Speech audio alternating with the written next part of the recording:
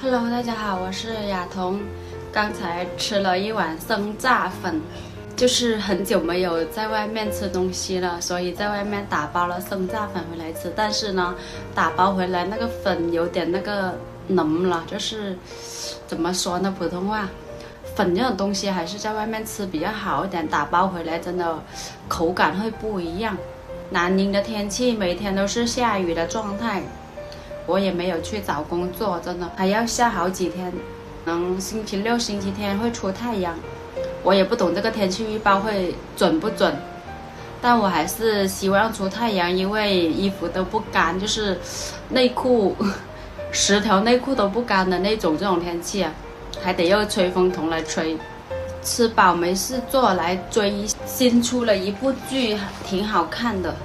本期视频就分享到这里咯，关注我，下期见，拜拜。